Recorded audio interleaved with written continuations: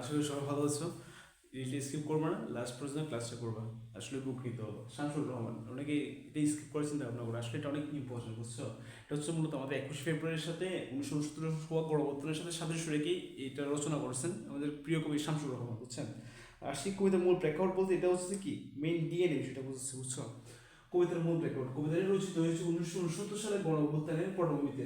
পাকিস্তানের স্বৈরশাসনকে আইয়ুব খানের বিরুদ্ধে এই দেশের ছাত্র জনতা যখন রাজপথে নামে, তখন কবি শামসুর রহমান 1952 সালের ভাষা আন্দোলনের সেই স্মৃতি আর আত্মত্যাগের ছোঁয়া বর্তমানে আন্দোলনে খুঁজে পান। 52 69 এই দুই এক অপূর্ব মিলন ঘটছে এখানে। এখন তোমাদের বলতে রিসেন্টলি যে তোমাদের জুলাই অভ্যুত্থান বা জুলাই যে এটা হচ্ছে আন্দোলনটা হয়েছে, ওটার সাথে সাদৃশ্য রেখে কিন্তু এটা আসতে পারে, বুঝছো?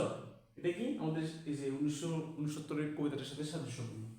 আসি এটা মূল প্রেক্ষাপট বলতে কোর ডিএনএ, মানে ডিএনএ যেরকম আমাদের সব গঠন টঠন বোঝা যায় না, এরকম কীভাবে হয়েছে এইসব। এই মূল প্রেক্ষাপটটা যদি পড়ো তাহলে তুমি বুঝতে পারবা কবিতাটা মূলত কি বিষয়ের উপর গঠিত হয়েছে। আর সেই কবিতার মূল ভাব, বুঝছো? কৃষ্ণচূড়া। কৃষ্ণচূড়া হচ্ছে এখানে হচ্ছে চেতনার রং, এটা অনেকবার পরীক্ষায় আসছে, এমসিকিউ বলে এবং ক নাম্বারে আসছে এটা। কৃষ্ণচূড়া কি চেতনার রং। কবি শুরুতে কবি বলেছে শহরের পথে পথে আবার কৃষ্ণচূড়া ফুটেছে, কিন্তু এই ফুলগুলো সাধারণ কোনো ফুল নয়, এগুলো হলো সালাম ও বরকতের রক্তের প্রতীক। কৃষ্ণচূড়া লাল রং যেন আমাদের চেতনার রং। লাল রং কি আমাদের কি চেতনার রং, এটা পরীক্ষায় আসবে।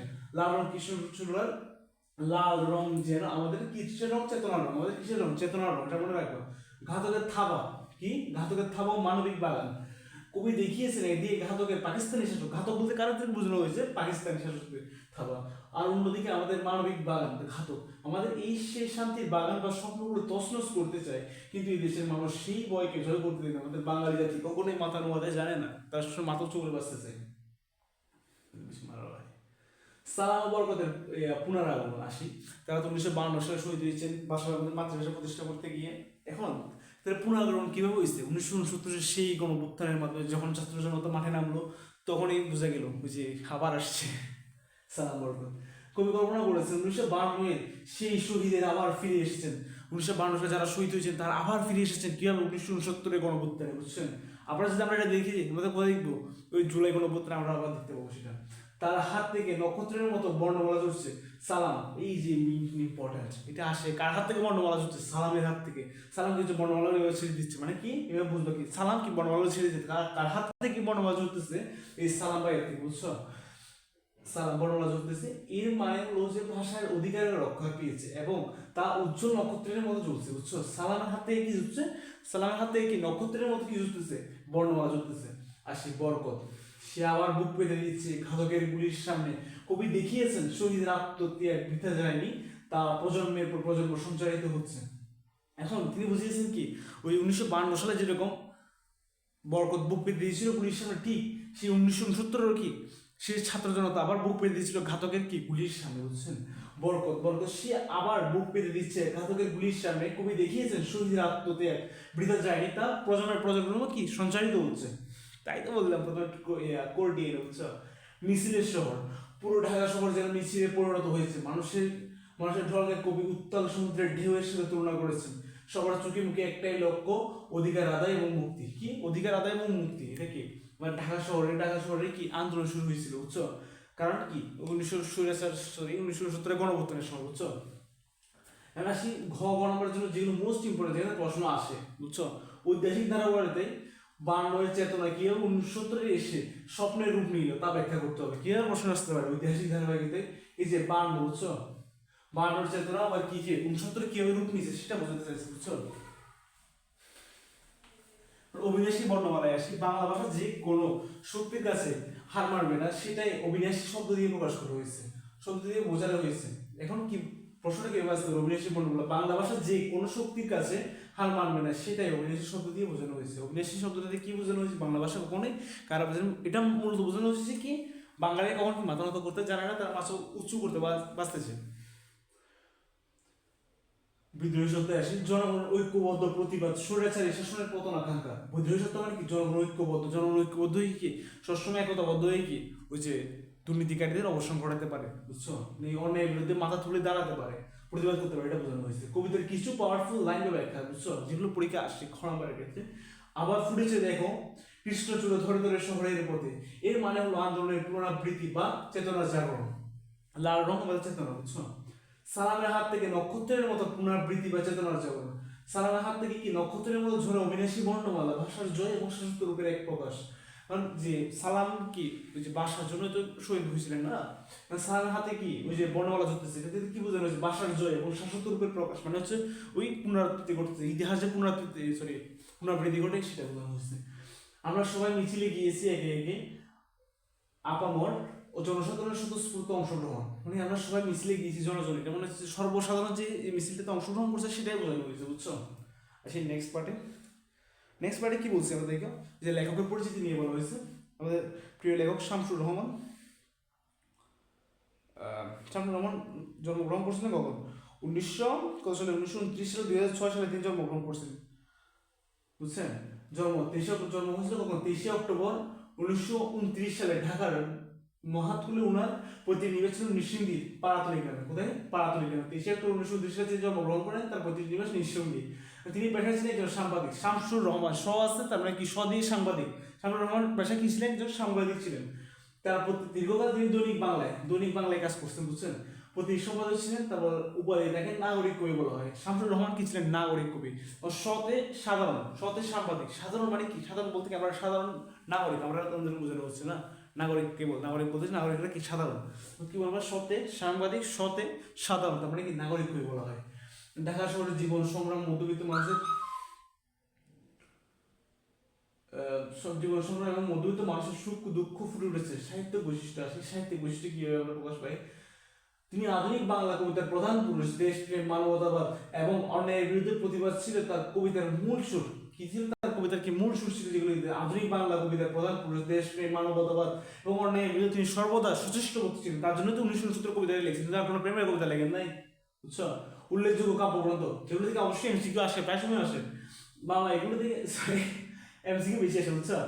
রৌদ্র করটিতে দাঁড়িয়ে প্রথম গান, দ্বিতীয় মৃত্যুর আগে গিয়ে নিজ বাসভূমে বন্দি শিবিরে থেকে দুঃসময়ে মুখোমুখি হলাম, বুঝছো? এটা তো হচ্ছে কি পুরো ইয়াটারে মানে কি বলবো, কাব্যগুলো যেগুলো আছে না এগুলো সবগুলো একসাথে করে দিচ্ছে একটা ছোট মানুষ। সৈয়দনগর মন্ডারচন্দ্র মনে রাখবা, তাহলে কি সব পারবা। বইয়ের নামগুলো আসি আমরা। প্রথম গান, দ্বিতীয় মৃত্যুর আগে, বুঝছো? প্রথম কাব্যগ্রন্থ। শামসুর রহমানের প্রথম কাব্যগ্রন্থ কি? প্রথম না দ্বিতীয় মৃত্যুর আগে, বুঝছো? রৌদ্রকরটের দ্বিতীয়, নিজ বাসভূমি এখান থেকে ফেব্রুয়ারিতে 1969 নেওয়া হয়েছে। নিজ বাসভূমি থেকে কি যে 1969 বাকি নেওয়া হয়েছে, বুঝছো? বন্দি শিবির থেকে মুক্তিযুদ্ধ চলাকালীন লেখা বিখ্যাত গ্রন্থ বন্দি শিবির। দেখো মুক্তিযুদ্ধের সময় অনেককে বন্দি করে রাখছে না, বন্দি বললে কি আমাদের ওই যে মুক্তিযুদ্ধ চলে যেতে হবে। দুঃসময়ের মুখোমুখি, ইকরাসুল আকাশ উপন্যাস তেমন একটা ইম্পর্টেন্ট না, তো পড়ে রাখতে পারো আর কি। উনি মারা গেছিল 17 আগস্ট 2006 সালে। স স দিয়ে মনে রাখবা কি? স দিয়ে কত মতো? সতের সাংবাদিক, সতের সাধারণ, তার মানে কি উনি তো নাগরিক কবি ছিলেন। স দিয়ে শয় শয় শয় শয়, আমরা কি মনে রাখবো? শয়, কি মনে রাখবো? শয় ছয় না, ছয় মনে রাখবো, বুঝছো? 17 আগস্ট 2006 সালে ঢাকা মৃত্যুবরণ করেন। লেখক পরিচিতি থেকে আসার মতো 5টি স্পেশাল এমসিকিউ দেওয়া হয়েছে। তার প্রথম কি? শামসুর রহমানের প্রথম কাব্যগ্রন্থের নাম কি? প্রথম গান, দ্বিতীয় মৃত্যুর আগে। প্রথম গান, দ্বিতীয় মৃত্যুর আগে। ফেব্রুয়ারি 1969 কবিতাটি কোন কাব্যগ্রন্থ থেকে নেওয়া হয়েছে? নিজ বাসভূমি। ফেব্রুয়ারি যে 21 ফেব্রুয়ারি কোথায় সংগঠিত হয়েছিল? আমার দেশে তো সংগঠিত হয়েছে না, কোন দেশে সংগঠিত হয়েছে? তারপরে কি আমাদের নিজের বাসভূমি, আমরা দেশে তো আমরা বাস করি না। শামসুর রহমান কোন ধরনের কবি ছিলেন? এই যে সাধারণ সাথে শামসুর রহমান আমরা হচ্ছে নাগরিক কবি ছিলেন। সাধারণ কারণ আমরা বন্দি শিবির থেকে কাব্যগ্রন্থের কোন প্রেক্ষাপটে লেখা? মুক্তিযুদ্ধ নিয়ে, কারণ মুক্তিযুদ্ধের সময় কি অনেকে বন্দী হয়ে পড়ছিল না। ওকে, ক্লিয়ার? এখানে প্রশ্ন নাই, মানে এই যে আমাদের সবার প্রিয় 20টা এমসিকিউ চলে আসছে, যেগুলো ক প্রশ্নে আসতে পারে, বুঝছো? ক প্রশ্ন প্রতিবারই আসে, ক প্রশ্ন এখান থেকে কম পাবে এটা বলা যায়, বুঝছো? ফেব্রুয়ারি 1969 কবিতার 20টি মোস্ট ইম্পর্টেন্ট প্রশ্ন এখানে নেওয়া হয়েছে। ফেব্রুয়ারি 1969 কবিতাটি কোন কাব্যগ্রন্থ থেকে নেওয়া হয়েছে? আমরা জানি কোথা থেকে? নিজ বাসভূমি থেকে নেওয়া হয়েছে। কবির যুগে কৃষ্ণচূড়া ফুল কিসের প্রতীক ছিল? শহীদের রক্তের, আমাদের চেতনার রঙের প্রতীক ছিল। লাল রং চেতনার প্রতীক ছিল, আর শহীদের রক্তের প্রতীক ছিল লাল। লাল আমাদের চেতনা, আমাদের জাতীয় পতাকার লাল সার্কেল আছে, সেটা কি আমাদের কি জাতীয় চেতনা। আমরা কি সবসময় স্বাধীন থাকতে চাই, সেটা আমাদের প্রকাশ করেছে, বুঝছো? সালামের হাত থেকে নক্ষত্রের মধ্যে কি জড়ছিল? বর্ণমালা, যেটা আমরা প্রচার করছিলাম। নক্ষত্রের মধ্যে ঝরা অবিনাশী বর্ণমালা বলতে কি বোঝানো হয়েছে? বাংলা ভাষার গৌরবময় চিরস্থায়ী রূপ। বাংলা ভাষার কি? গৌরবময় ও চিরস্থায়ী রূপ। বাংলা ভাষার কি? গৌরবময় এবং চিরস্থায়ী রূপ। বাংলা ভাষা গৌরবময় এবং চিরস্থায়ী রূপ। কবিতার মানবিক বাগান শব্দটির অর্থ কি বোঝাচ্ছে? মানুষ সুন্দর ও শান্তিময় পৃথিবী। কি বোঝানো হয়েছে? মানুষ সুন্দর ও শান্তিময় পৃথিবী। ঘাতকের থাওয়া বলতে কাদের বোঝানো হয়েছে? পাকিস্তানি শাসক গোষ্ঠীকে বোঝানো হয়েছে। ঘাতকের থাওয়া বলতে কাদের বোঝানো হয়েছে? পাকিস্তানি শাসক গোষ্ঠী, যেটা আমরা ওই যে কবিতার মূলভাবের মধ্যে দিয়ে দিয়েছিলাম, বুঝছো? সালামের চোখে আজ কি হানা দেয়? আলোকিত ঢাকা, সরি আলোকিত না, আলোচিত হবে এটা, আলোচিত ঢাকা, বুঝছো? এই কবিতায় পতাকা কিসের প্রতীক? এই কবিতায় পতাকা হচ্ছে মুক্তির আকাঙ্ক্ষা এবং স্বাধীনতার প্রতীক। এই কবিতায় পতাকা কি হচ্ছে যে কি, এই যে মুক্তির আকাঙ্ক্ষা এবং হচ্ছে স্বাধীনতার প্রতীক। শহরের কবি কিসের মিছিল হতে দেখাচ্ছে দেখছে? শহরের কবি কিসের মিছিল হতে দেখছে বুঝছো? জনতার অবিরাম মিছিলের শহর বুঝছো? আবার ফুটেছে দেখো কৃষ্ণচূড়া ধরে ধরে শহরের পথে, আবার ফুটেছে দেখো কৃষ্ণচূড়া শহরের পথে পথে। এখানে আবার শব্দটি কেন ব্যবহৃত হয়েছে? ভান নয় সে বাসান্দোলন, ওই যে বাংলাতে শহীদের রক্ত ঝরেছিল, আবার 1970 সেই রক্ত ঝরেছিল, তার জন্য এটা বলেছে কবি। সালামের মুখে আজ কি জাগে? সালামের মুখে আজ আমাদের এই ভাষা জাগে বুঝছো?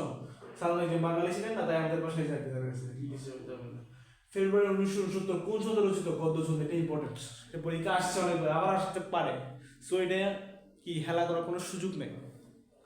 কবি শামসুর রহমানকে কি ধরনের কবি বলা হয়েছে? নাগরিক কবি বলা হয়েছে, যেটা আমরা পড়ছিলাম। কৃষ্ণচূড়া ফুলগুলো কবির কাছে কেমন মনে হচ্ছিল? নিবিড় ও চেতনার রঙে রাঙানো। কি? নিবিড় ও চেতনার রঙে রাঙানো, নিবিড় ও চেতনার রঙে রাঙানো। উত্তাল সমুদ্রের পথে ঢেউয়ের সাথে, সরি, মানুষের ঢলকে কবি কিসের সাথে তুলনা করেছেন? দেখো মানুষের ঢল যখন আসবে সেটা কিসের মতো মনে হবে? সমুদ্রের মতো, উত্তাল সমুদ্রের ঢেউয়ের সাথে। এই কবিতা কোন ঐতিহাসিক আন্দোলনকে প্রকাশ বা প্রেক্ষাপট ফুটে উঠেছে? এই কবিতায় কোন ঐতিহাসিক আন্দোলনের প্রেক্ষাপট বা সাদৃশ্য দেখা যায়? এটা প্রশ্ন আসতে পারে। 1969 সালে গণ অভ্যুত্থান বুঝছো? অবিনাশী শব্দের অর্থ কি? যা বিনাশ করা যায় না। অবিনাশী শব্দ অর্থ কি? যা বিনাশ করা যায় না, অক্ষয় অমর, সেটা হচ্ছে কি। আর কবির দৃষ্টিতে বর্ণমালা নক্ষত্রের মতো কেন? কারণ অন্ধকারে ও আলোর পথ দেখায়। কি বলছে? কবি দৃষ্টিতে বর্ণমালা নক্ষত্রের মতো। নক্ষত্র কি কখনো অন্ধকারে থাকে না? সে অলওয়েজ নিজের আলোয় আলোকিত থাকে, সে অন্য কারো আলোয় আলোকিত থাকে না, সে নিজের আলোয় আলোকিত থাকে। আমাদের সূর্যের আলোয় আমাদের পৃথিবীতে আলোকিত হয়, কিন্তু ওই সূর্য নিজস্ব আলো দিয়ে কি আমরা আলোকিত হতে পারি? তাই সূর্য কি একটা নক্ষত্র? আমরা সবাই মিছিলে গিয়েছি একে একে। এই চরণ দ্বারা কি প্রকাশ? জনতার স্বতঃস্ফূর্ত অংশগ্রহণ ঐক্য, মানে জনতা যে সবাই যাচ্ছে, যে আকাঙ্ক্ষাটা মুক্তি পাওয়ার জন্য, সেটা বোঝানো হয়েছে। যে সবাই গেছে, সর্বসাধারণ জনগণ সবাই গেছে, সেটাই বোঝানো হয়েছে। এখন আসি এটার মাধ্যমে কি আমরা যে শামসুর রহমানের প্রিয় কবিতা 1970 মিসবাহ থেকে নেওয়া কবিতাটা আমরা শেষ করলাম। হ্যাঁ, এই ক্লাসে যারা লাস্ট পর্যন্ত করছো, আশা করি তাদের আর শামসুর রহমানের এই কবিতা নিয়ে আর কোনো সমস্যা হবে না। সো যারা লাস্ট পর্যন্ত ক্লাসটা করছো তাদের অসংখ্য ধন্যবাদ। আমার পেজটা ফলো করে পাশে থাকবো। আর যারা ইউটিউব থেকে দেখছো তারা কি অবশ্যই আমার চ্যানেলটা সাবস্ক্রাইব করে রাখবো। টাটা।